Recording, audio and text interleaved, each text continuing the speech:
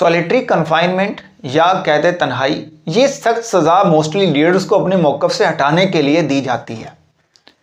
UN की special reporter Alice Edwards ने ये रिपोर्ट जारी की है यूएन के ह्यूमन राइट्स के प्लेटफॉर्म से कि इमरान खान साहब को 26 सितंबर 2025 से अब तक कई दफ़ा कैद तन्हाई में रखा गया, जिसमें 22 घंटे से ज़्यादा उनको तन्हा कैद में रखा गया। पाकिस्तान में या मोस्टली वर्ल्ड में ये सज़ा मोस्टली लीडर्स को अपने मौक़िफ़ से हटाने के लिए, सख्त से सख्त अपने आप को सेल्फ हार्म करने के लिए, कि जो कैदी है वो अपने आप को मैक्सिमम सेल्फ हार्म करे और एंग्जाइटी और डिप्रेशन में चला जाए और वो अपनी स्टेटमेंट से पीछे हट जाए। पाकिस्तान में ऐसा कई दफ़ा हुआ है, जो लीडर्स हैं अपने मौक़िफ़ पर डटे रहते हैं और उनको ये सज़ा दी जाती है।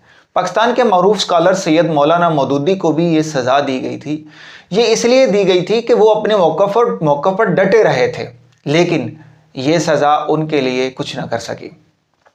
ये जो सच्चे लीडर्स होते हैं, जो आवाम के खैर खा होते हैं, जो कि मुस्तकबिल में जिनका एक नाम बन सकता है, या मतलब ये कि जो ट्रू लीडर्स होते हैं उनके ऊपर इस सज़ा का कोई असर नहीं पड़ता, क्योंकि वो सच्चे होते हैं।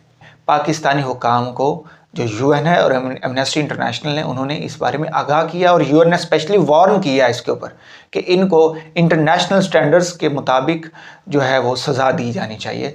जो कैद तन्हाई है या उनके ऊपर जो सेल्फ टॉर्चर की सज़ा है, ये ख़त्म की जाए और उनको नॉर्मलाइज रखा जाए कैद में।